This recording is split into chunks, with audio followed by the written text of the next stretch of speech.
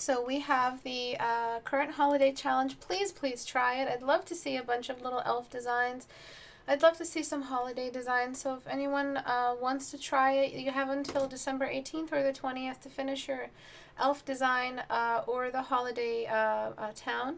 It's really fun. It's got a great twist to it. You can't use like simple lights and ornaments and stuff. You have to try to make the world around the natural world glow. You can make glowy trees. You can make a big white glowy tree.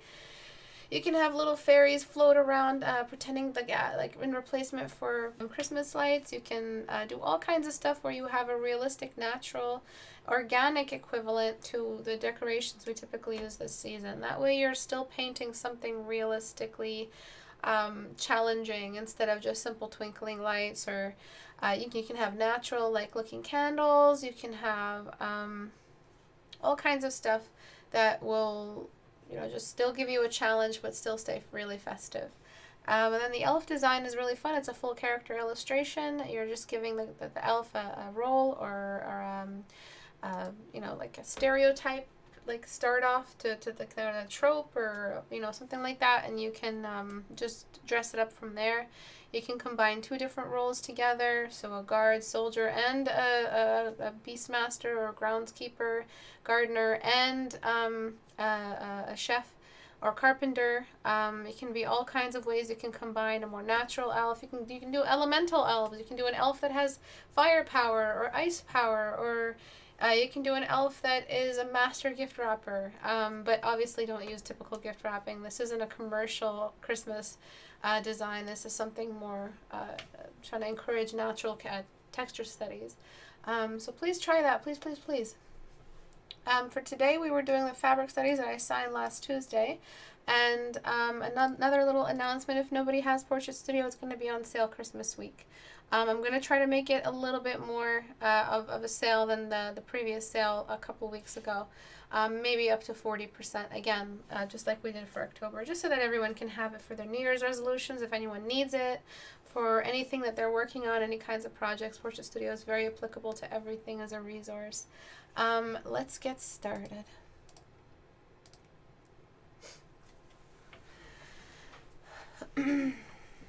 Oh no, Hassan. Good luck with your back pain. It's okay. My back hurts too today, really badly. Sometimes you just gotta keep going. Okay. So this is an amazing one by Lava. I'm not sure if he used any references, but we shall see. And I'm going to start off with this piece here, since it's the one that is a little bit more in need of contour. This one's great as well. I think this is yeah. Okay. I'm just reviewing. It's very nice. Okay. Then we have those. So one big thing about fabric studies is that a lot of students forget to do the contour lines, and these contour lines look great. They really, I guess, they did come back and help the artist just knowing what to do with the grain of their brush. One thing you have to look out for your fabric study is that there is a lot of edge work involved. Usually students like to assume that fabric is all soft brush. Never, ever try not to use airbrush to do the entirety of the painting process. Try to capture as best as you can with a blocking brush the general neighborhoods of the fabric study. So one really extreme version of this, and it's not an extreme version, I'd say it's a mild version of it, but because it's so well done, would be this piece here. The bounce light on this side, this half of the canvas, because the light source is coming from this direction, you need to have more of a drop in your values towards the half of the canvas that is darker, that half of the body that is darker. So all of the values on this side here, oopsie, did I already select them? Need to have a drop. Alright. So that way you're completing the cylinder core shadow on the far side, because there doesn't seem to be much bounce light on that far edge here. And this cast shadow on the arm is really revealing that light source direction.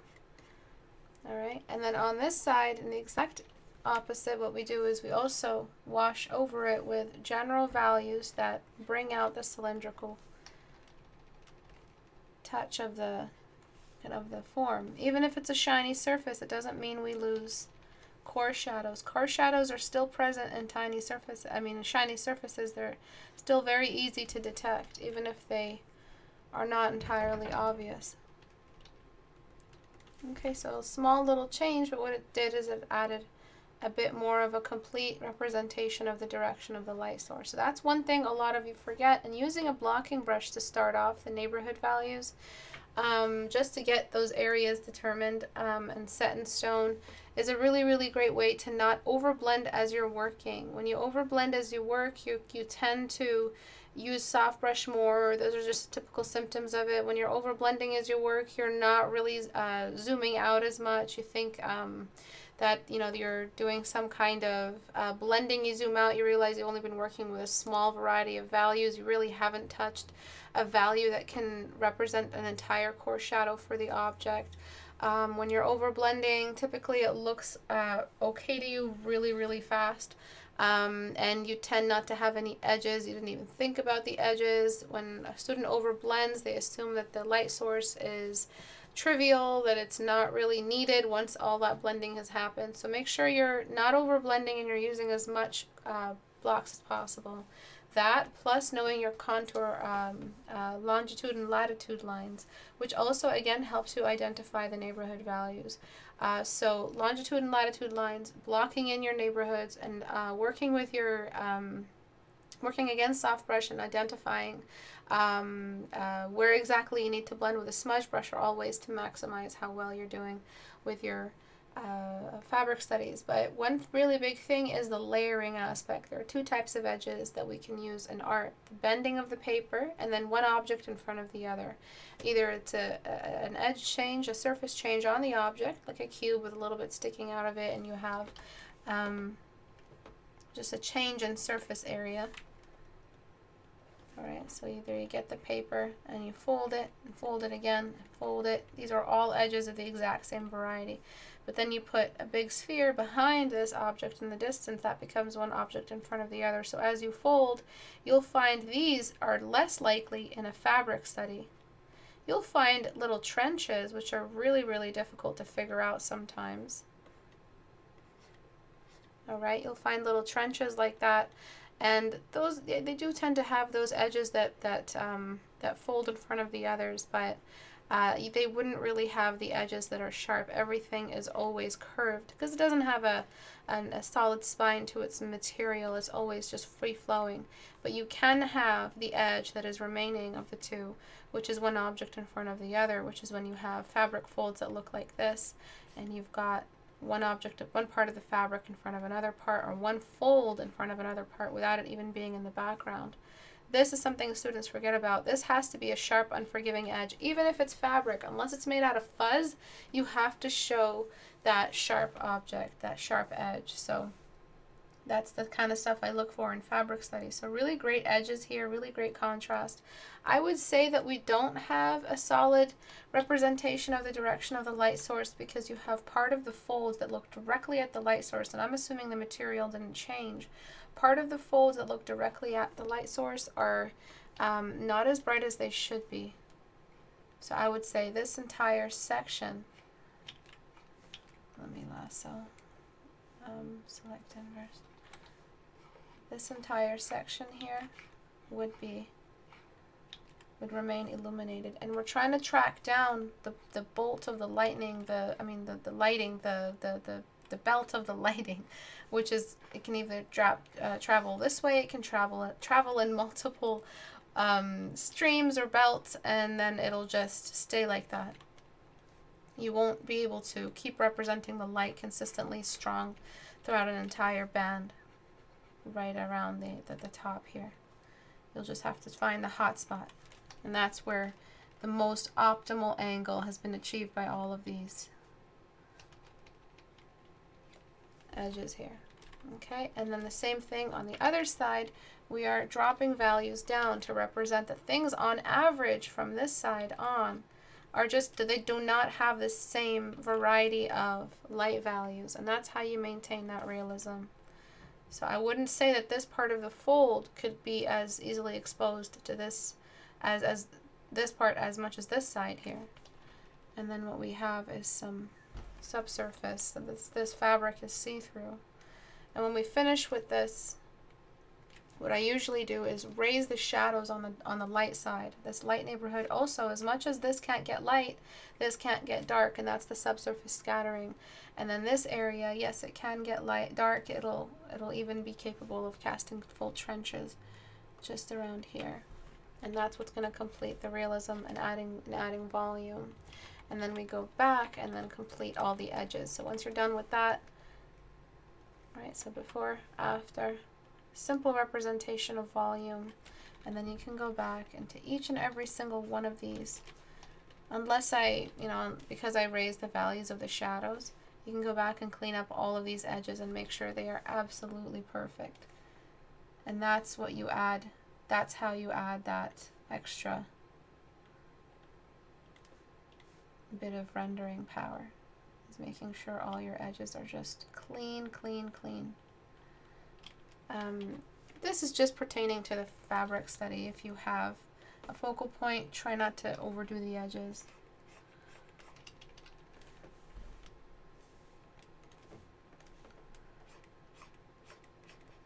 A nice clean edge, and selecting the inverse.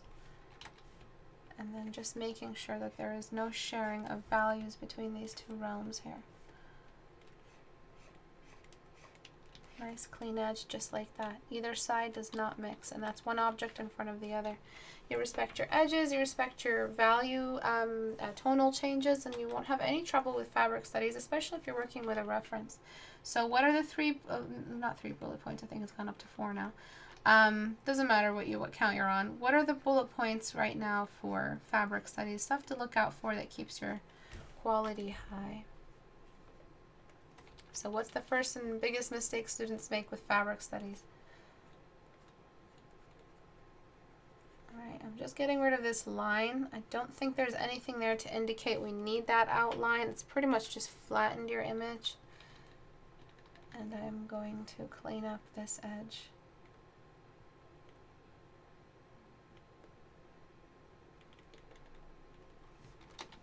as well.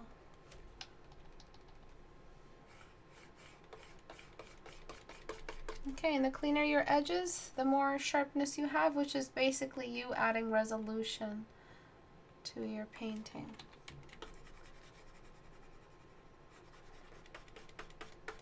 For cast shadows, I recommend cast shadows that feather out as much as possible. Even if in your reference your cast shadows are not doing much, you really don't have... Cast shadows are amazing in your painting, so try to cater to them as much as possible. And the beauty of cast shadows on white fabric, look at that. See how that extra little bit of cast shadow just added so much intrigue.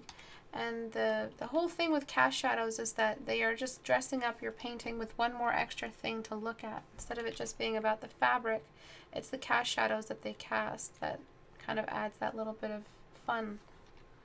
And it's one extra asset you're adding to your painting.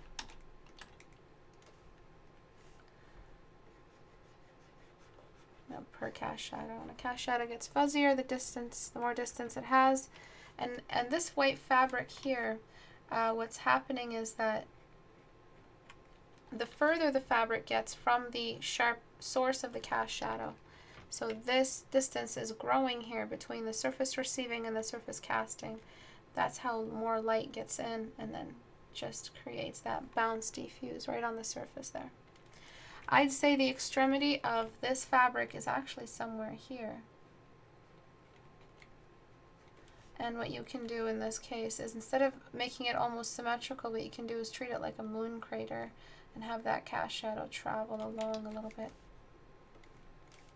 more wide, just like that. If you use a reference, follow your reference, but I feel like it looks off to me. And I'm just diffusing this cast shadow, and then again diffusing with values. Sometimes you'll get subsurface scattering, Subsurface happens on areas of shadows. Subsurface is only visible in shadows. Write that back to me. You don't throw it in midtones and you don't throw it in highlights because that neighborhood is already so bright. An extra bit of subsurface isn't visible.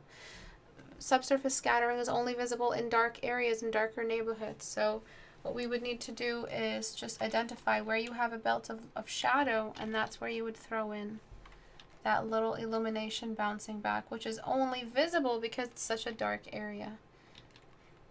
And if it was fabric that is colored, then you would bring in the color of the sun, which is the more yellow for that area. And that's how you would treat subsurface scattering. That's how you add it in there, just like that. Find a shadow, and just in a little brief moment, that shadow is glowing. It has a little bit of a glowing object inside. Remember that contours, we're going back to our contour talk. Contours are determined on the outside, so this edge isn't clean. I'll clean it up in a second. This contour here is determined on the outside. You're showing me a gradient. A curve equals gradient. Write that back.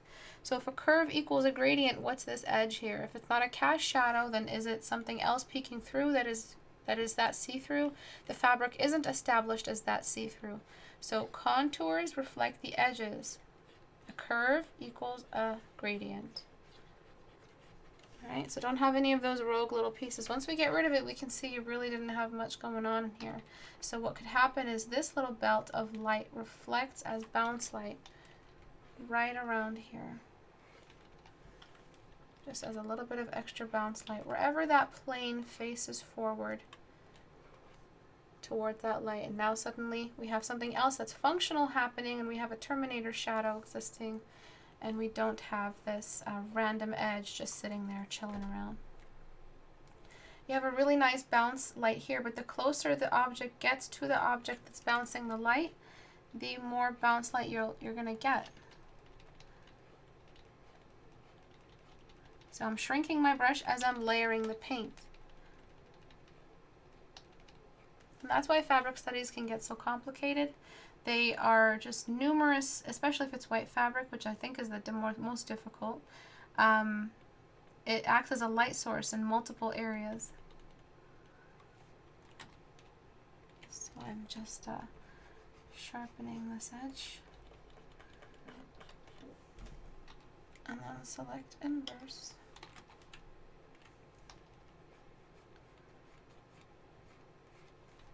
And then just cleaning that edge as well. Okay, so the closer this surface got to this surface, the more bounce light it has. And because of that, sometimes we can sneak in a bit of extra contrast on the terminator, because the terminator suddenly just thinned out suddenly. And we can ease up on the terminator the higher we get into the fabric cylinder. Because this little area, it doesn't really just hollow out, it kind of trenches out, and then suddenly this fold is in front of the inside trench of this hole, the inside cavity of this value here. So you might end up getting another fold. And then a sharp edge, just like that. If you feel like it does curve, if you feel like there is a traceable curve, then go ahead and just follow your reference. But I feel like this entire motion goes up into that wrinkle and connects upward.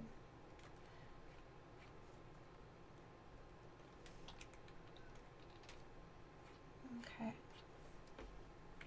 So a couple of changes here and there, and we've shifted the light back. We've kind of moved the light over. We've created hot spots for that belt of light that came in. And then there's the fact that when fabric falls, it falls in to represent gravity. Unless it's a really, really thick fabric, that fabric is going to drape. And drape means, what is a signature of an object that is draping? The object that has no like spine to it. What does it look like when it drapes before I make these changes? Yeah, so if a curve equals a gradient, what equals an edge?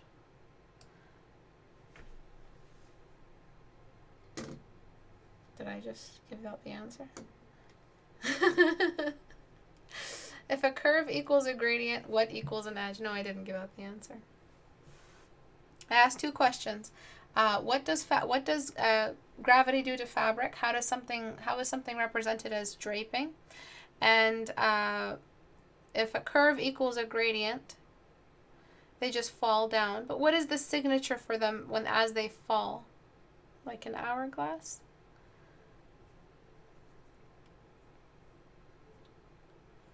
What do you mean like an hourglass? Oh, like they pile up, weighed down, no spine, it sags. And the sag looks like pinched into tighter folds at the point of tension and then looser the further away it gets. Exactly. So what we have here is this kind of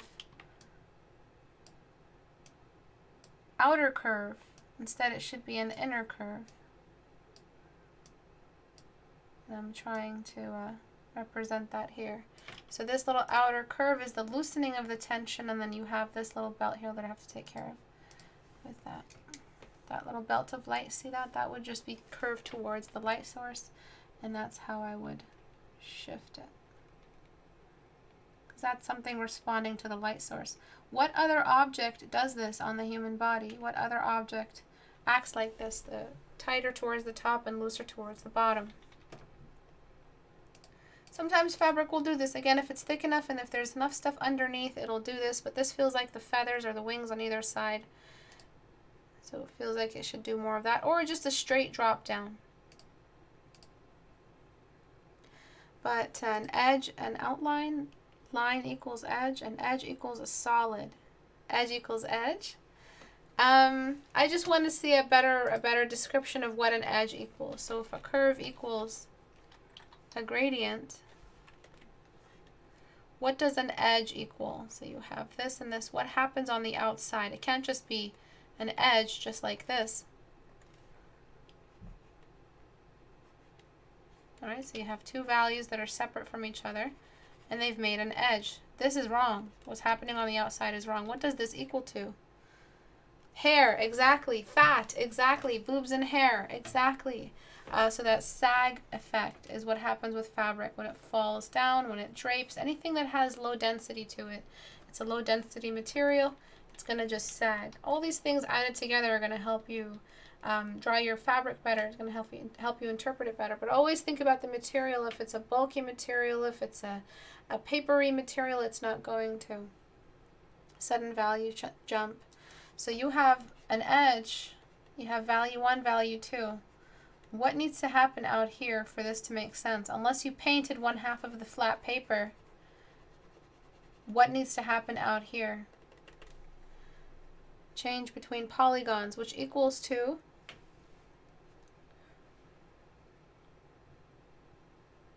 right, so just imagine fabric. All right, this fabric has done what?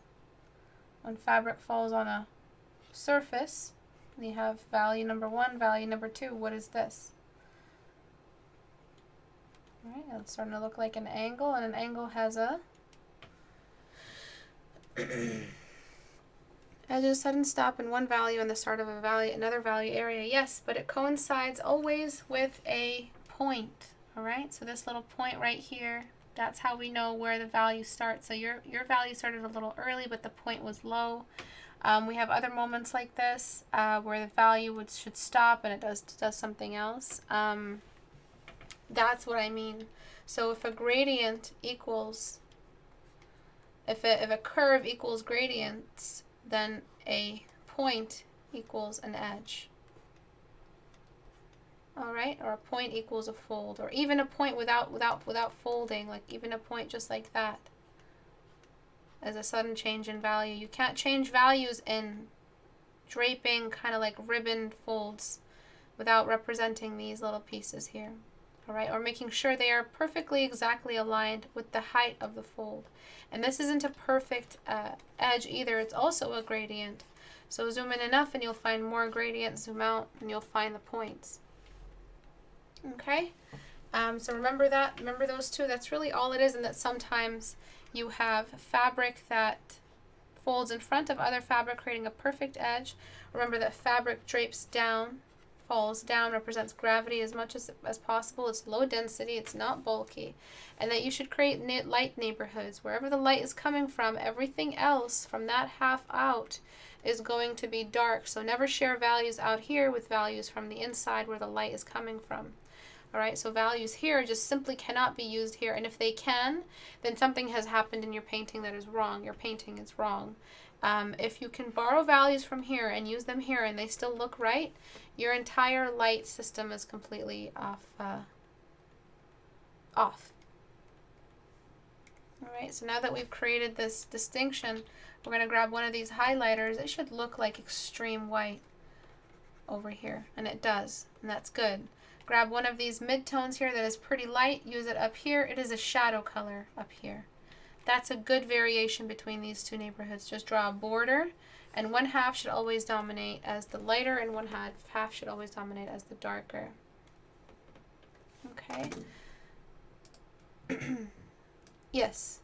The vertice, but typically, is you can't have an edge without showing that there has been a change in the contour that represents the vertice. That is a sudden change in the angle of the surface area that separates, and the angle of the surface areas that separate the two edge colors. Okay? All right. Wouldn't a line equal an edge instead of a point? Well, that's one object in front of the other, and I already created the distinction there. So it's about knowing that the change of the angle also coincides with an outer representation of a change in the angle in the contour line. This is a cross-section of the contour lines. All right. Any other questions at all before I move on? Good job on this study. Beautiful work. Just small little changes that boost the realism. I'd say this piece of fabric here could possibly use a little bit of a wing, just like that.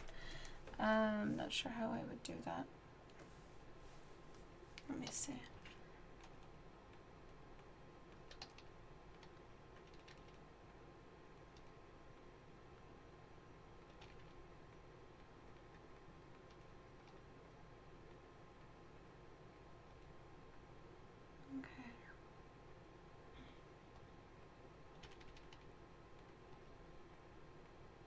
Just making it a perfect, nice drape. It's okay if the other one got distorted because I go to the previous layer and I erase. Oops. But I did.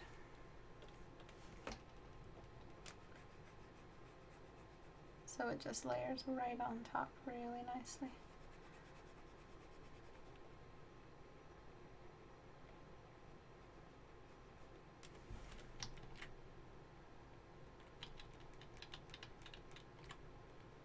Oh, I should probably show the dome as well. So that little dome there.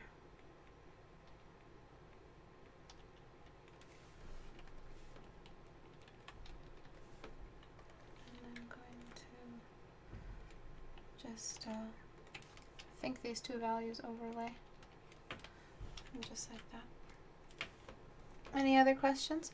I have a history in fashion design and I tend to draw seams a lot because I'm very familiar with them. How much seaming should I represent in my painting? What is it? When is it line dependency? Good question, Deborah. I think you shouldn't. It's not line dependency if you draw the seams. It's just something that has manifested in the formation of a line, and that's it. Something that is just a line. Sometimes we have to draw lines. Sometimes wrinkles are lines, and that's just what we have to do as artists. Line dependency is more something that I am creating as a term to help students ditch their lines and replace them with edges, so they're not always, because lines create symbols.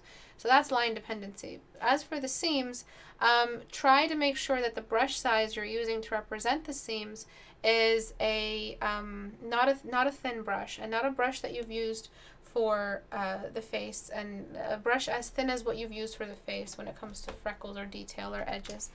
Make sure the edge isn't that sharp. So when it comes to a seam, let's say there's a seam here. Instead of using a line, I'm just going to show where that seam created a small little tiny trench in the surface of the form. So I'm going to grab a highlighter value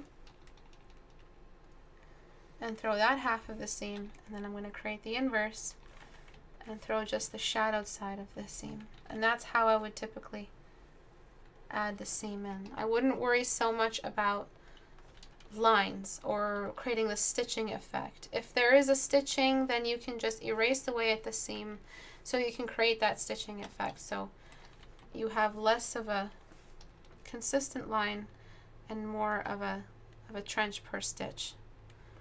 All right, that's something I would do, because every stitch creates a dimple and every dimple has been represented like that. That is a little bit more mature for an artist, and if that edge is a little bit too intense, I can just blur it and zoom right out, and it'll just be just fine. You won't have to worry about that. Okay, so try not to draw the stitching, because then there's this, which is your sculpting. You're sculpting here, and then there's actually drawing the stitches like it's a cartoon or it's an outline. Find the equivalent, the realistic equivalent of replacing that line. I guess in this case it would be a case of line dependency. And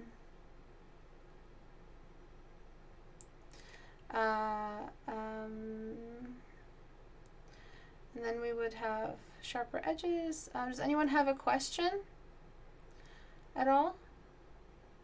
My notes are already 3 times longer than usual. Yeah, when it comes to form studies like this, which are very advanced, this is a very advanced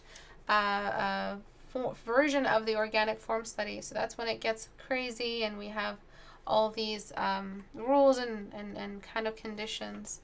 I need to correct that. That kind of got fucked up.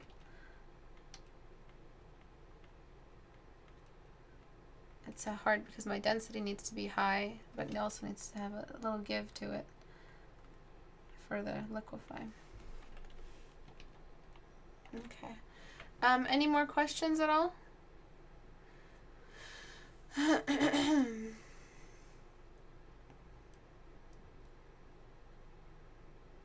Sculpting, not painting in stitches. Create a seam with a trench. Yeah.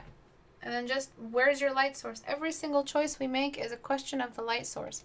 So how did I create this seam? I asked where the light source was, and it was from the top left, our left, and moving down towards the inside of the seam that the harsh stitch did to the thickness of the fabric. It pinched it like a dimple. And then we just throw the shadow on the other half. Okay? So lots of changes. They're small and tiny, but they add up, and that's the difference between beginner advanced, or not beginner advanced, like as in beginner. It's like early advanced or later advanced. It's very different in quality. And that's kind of how you find that difference in quality. It's in the nuances. It's the devil's in the details. So in this case, zooming in and adding tiny details doesn't make your painting better. It never did. Zooming in and adding tiny details never made your painting better. Your core shadows are what make your painting better, and that's the stuff you see when you really zoom out. And you zoom in only at a medium level. And unless it's going to be blown up in a big gallery and the people who see it are half the size of the canvas, then yeah, at that point you need to zoom in and bring in more detail. But because it's a tiny little picture, most of the time they're printed small. If it's a picture on your monitor, if it's going to be a smaller sized poster that's half your size for your wall, there's no need to ever quantify zooming in as higher in quality than zooming out and capturing your core shadows.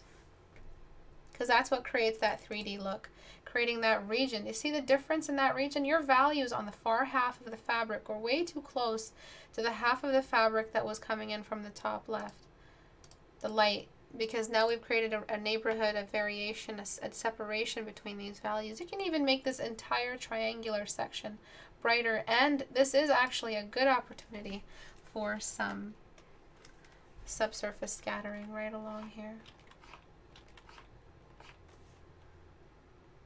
Okay, and we're creating these nice distinctions between the two regions. You can even do that. That's what white fabric does in this case. Remember, always ask what color is the fabric. If it needs blacks, it needs blacks. If it's a dark black fabric, that's what the value is when you start working. Any quick tips on draping fabric into figure from imagination? Everything that I said right now is also good for imagination. So the fact that it starts pinched in response to the light source. So let's say you have a character, you have, let me just make it better. you have their neckline, you have their shoulder line, and then you have the fabric draping off. I'm not sure what I want the character's gesture to be. No, whatever. And then you have some fabric draping off from here. This is easy fabric to drape. You start this pinch wherever you want and drape it over to the side. All my curves are pointing down. If I want the fabric to fold down, I will, and I'll just throw in some simple edges. Each edge coincides with one part of the fabric drooping over the rest of the fabric. This is a trench that I can designate with a quick sketch line, and then you've got some edges, and then you have your light source direction, and it's just one cylinder after the other once you've decided where all your cylinders are going to be, all your contour lines. So I'm just throwing little lines here to determine my cylinders. Sometimes some of these cylinders will be visible if it's from the side. They will have a bit of a gravity representation here on the side just because they need to sag down, and then I have to factor that edge in when I'm throwing in the shadows. That's easy to do. When it comes to clothing, any kind of skirt that drapes down, remember that little outward loop that happens with skirts? It's not always this extreme. If it's a shirt, that's a bit of a more difficult thing because you have to know where the high points of the torso are. So if the torso is here, you know that this point down, all the fabric is going to either drape over, and if it's a tight shirt, it's going to stick to and inherit the core shadows of the figure drawing. So when it comes to fabric,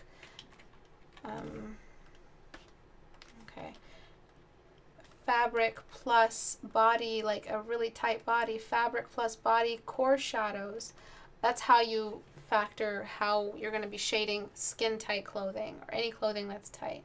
And then anywhere where you have an actual pit or something that is creasing up, you can just throw a couple more creases. Don't overdo the creases. Too often students overdo creases, and it's just another example of a smaller fabric study. Each crease is a cylinder in and of itself. You don't have to use lines to represent it. So sometimes the fabric drapes over the breast, and then you have the draping effect coming off the edge. The fabric draping over breasts, let's say in a shirt that is kind of like a halter top like that, shoulder, shoulder. This draping doesn't start up here. It starts at the edge that caused it, the two edges that pinched it here from breast to breast, and then moving down. As for the variety of folds that you have, always just go by this rule of thumb. One big fold and a couple smaller folds here and there. The big fold will represent the greater change of the direction and the greater folding of the object. The extra little folds here and there represent the thickness of the fabric. If it's a super thin fabric, you're going to have a lot of extra folds, maybe two primary folds. So a super thin, silky fabric is going to have tons and tons of folds. The thicker the fabric, the more bulky and less secondary folds you have. So if it's a very thick wool or a very thin, heavy silk, they do very, very different things in a shirt. Okay? The thicker the fabric, the less edges you have. So if it's one object in front of another for a thick fabric, this thicker fabric usually is represented with some kind of fuzzy surface. If it's not, then it's just thicker, thin, less fuzzy at the top, but thicker on the inside of the fabric. So the seam on the outside, let's say one of these little edges here actually gets its own little light. It catches light because the seam or the thickness of the fabric is so thin that the inner square of it catches the light. If you were to see it as a close-up, the fabric actually looks like a small rectangle on the inside. The lower base has a triangular base. So if you zoomed in to the edge of the fabric actually does that. It's that thick, whereas silk is just paper thin. All right, so you have this kind of thickness, you get less bumps. The bumps are less frequent, whereas this kind of thin fabric, it just goes crazy, and you get lots of these secondary little folds. So gravity, light direction, then you have the contour lines or the forms. That's a terrible cylinder, holy shit. Okay, and then you've got the material, And then the material is also a question of how transparent it is. So if it's going to be completely see-through, that's a whole other ball game. You might as well wear water. And then you have like a plastic or see-through plastic. You're not painting the fabric when you're painting someone wearing plastic. You're just painting the light reflection. It's literally see-through, so you don't have to paint it. You can slightly raise the value of the skin tone wherever the plastic clothing is on top. The see-through plastic clothing is on top. But just that's such a rare little texture study. It's just like painting a glass of water, a see-through glass of water. You're just painting the highlights of the light. You're not actually painting the glass. It's an inverted way of painting the texture. But thinner the fabric, thicker the fold. Then you have translucency. Translucency also determines the subsurface scattering. And then you have the color. The color is your starting value. And your starting mid-tone, everyone asks me, what values do I use when I'm painting white or dark? Why do you ask that question? It's like you're asking me to decide what color is your clothing that you're deciding for your character. That's not a question for me. That's a question for you. Well, ask yourself, what color is the character wearing? If they're going to be wearing a darker shirt, you start with that exact ID value. If that's the shade of the fabric, there's only so far you can jump before it starts to look like somebody actually painted in some white. You have a very, very small range of values to work from when it comes to the highlight. If it's see-through, again, never factor in the see-through. That you quickly, so this would be your value range for shading this fabric. There's small jumps. Look at the little jumper guy here. All right, that's the shadow. That's the mid-tone, and that's that. We're staying in this small region. There's small jumps. It's not jumping from here to here to here. These are extreme jumps that we use for see-through fabric. And when it's see-through fabric, reflective fabric, when it's reflective and tight fabric, you're following the contours of the body and reflecting the surrounding environment. That's a completely different texture study. That's why I assign fabric studies for my private tutoring students. There's just so much that goes on in them, and if I ask them to do a simple fabric study for me, and there's a ton of mistakes, it's the best way for me to diagnose where they are right now in their form knowledge and their blending and their edge work, because everything and anything happens on fabric when it comes to simple form studies or creating complex form studies. In that, form studies are supposed to be simple. It's kind of antithetical, but I'm sure you know what I mean. A big fold equals main change, and smaller folds represent the thickness of the fabric. Exactly. They're like a secondary consideration or condition. Thank you, Vitali. How can I study anatomy? My people always look wonky. Post to the community. Let's see what you're talking about. It's hard for us to diagnose what you're dealing with without seeing what your work looks like. Okay, so let's move on to this piece. So this piece, now that we've talked about all that, how are we diagnosing it? Let's diagnose it together. What would be the biggest problem? Antares, you can't say anything because we all know what you know. Let's see what other people know. Let's see what other people can see. All right. And when you drape fabric on a figure from imagination, just remember that males are usually given thicker fabrics and females are given that extra silky stuff. Don't give a male wearing a shirt tons and tons of folds because it's going to look like Fabio wearing silk with that frilly collar. Be careful with that. And so basically keep folds more towards females. Larger drapes, larger dress-like drapes more towards females.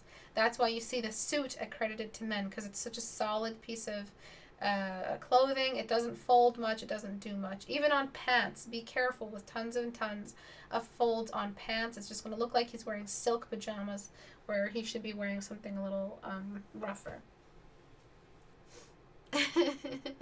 Bad edges, missing a core shadow. Good job. So I can't tell where the light source is coming from. I can tell it's from the right. It's right, or left. But yeah, there's not much of a variation in neighborhoods. You've got a really bright value here, which should actually be here. What else? Edges are blended too much. Excellent. There's not much folding. What about the contour lines? Contour is the, how would we call this, Antares? Contour is the the skirt of the fabric, okay? So the skirt, the hem of the fabric reveals the contour. Write that back to me. Write that down. By the way, I'll really be looking out for notes posted on the community tab, and those who have really good notes will be given rewards. So if you don't have brushes or something like that, you go to the community tab, go to class notes. That's where you are posting your notes for today, okay? And I look through these and I send you a quick message to message me on Facebook, and you're given some really quick rewards. The drape is too stiff. It needs more gravity. Yeah, it feels a little bulky. Feels more like a zoom up of a knife, like those micro lenses. I'm not sure how they work, but it feels like we've zoomed up into some super, like extreme zoom up of like molecules and stuff. The end to the point, the end point of the shape of the fabric itself. No, just the hem or the skirt, basically is what I mean. But the hem of the fabric reveals the contour. So the hem here has points instead of curves. There's no gravity here and nothing's pinching it. And unless it's sheet metal or something like that, it should typically be open and more wavy. Okay, so I want to see these corrections after today's class. I want to see, I think this is Katie's. I want to see you post up your corrections, okay, Katie? So tell us where, you know, where you learned, where you saw your issues, where the biggest mistakes were. This is a solid fabric study. So you can go back into it. It's a great start, and doesn't mean you have to restart it. I'd love to see what you do when you correct it. Also, the background value is a bit too bright, but it's okay. So I would sketch out where I want all of the major folds. Then I'd figure out where they all started. All right, I'd consider the bend of the gravity first. I probably need to include another one of these.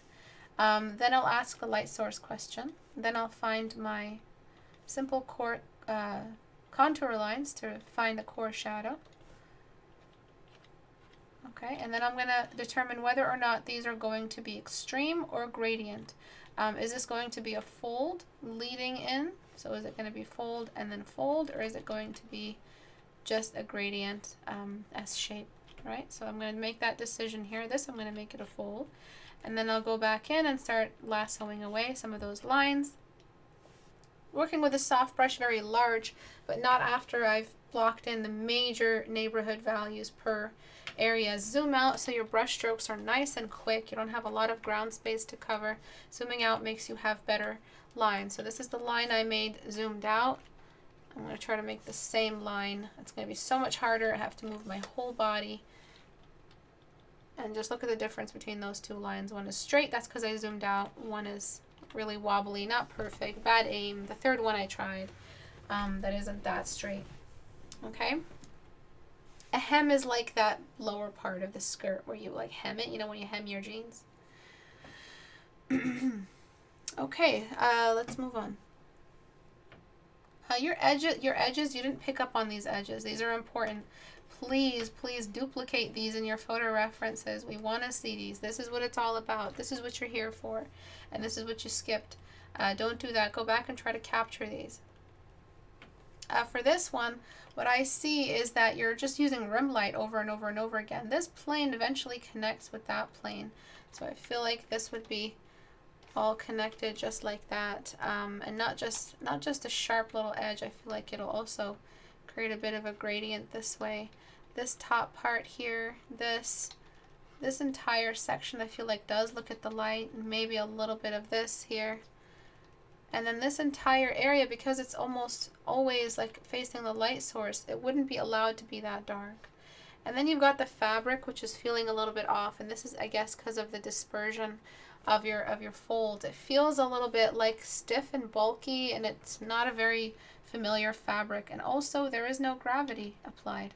So a little bit of that will do much more for your painting than having that bulky shape that makes no sense at all. It looks more like organic bumps, like muscles or fat, than it does fabric. And if you really did have a core shadow here, then just throw the whole friggin' core shadow. This is higher than this, so maybe all you need sometimes is just to throw the core shadow in there, just like that, and have it continue off somewhere here where the heights stop. These are level, and then this started getting higher and higher, and this started continuing at level, and then eventually it cast a shadow down. Right, you can do something like that, which looks a lot better. I think your drop in the value is a little intense. Unless it's a nighttime scene, we really shouldn't have any black anywhere in our painting. And you need to reserve that black. So use black out here. Why? You have a cave here that you have to reserve your darkest value for, unless you want to go pitch black, which you're not allowed to do in a painting. Okay, so this is a cavity. This is a cave. You're creating a constriction, an open, where there's only one opening to it, like a nostril or a mouth hole or anything else. This needs to be reserved for the darkest part of the painting. All right, and then your bounce light should not be equivalent to any of your midtones or highlights. If this is the dark half of the painting, you have no bounce light to reveal any shadows, then you're going to just need to get rid of that bounce light. Lots of stuff today. I'll be looking out for these notes. That's it for class today. Thank you everyone for coming. Thank you for trying these fabric studies. The more you guys put into your homework, the more we can do together. So have a little post. What would you guys like to see? Like post on the discussion channel. What would you guys like to see on the next critique hour? So we do have the challenge critique hour coming up on the 18th and the 20th. Maybe the 20th, maybe not. It will be for sure the 18th then. If you have any questions about any specific study, if you want me to focus on another theme for our critique hour, just make a post and request it and do the homework for it. And the more you guys put in, the more you get out. So this is the same exact quality of content or the same amount I put into any fabric study with students. So just because it's out here for free doesn't mean that the knowledge is any less that I'm offering. I just pour it all out. So make your posts, and I can't make a post myself because what we have on the announcement pinned to the top is this month's challenge. So just write a post really quickly. Maybe Antares can start it. What would you guys like to study for the next critique hour?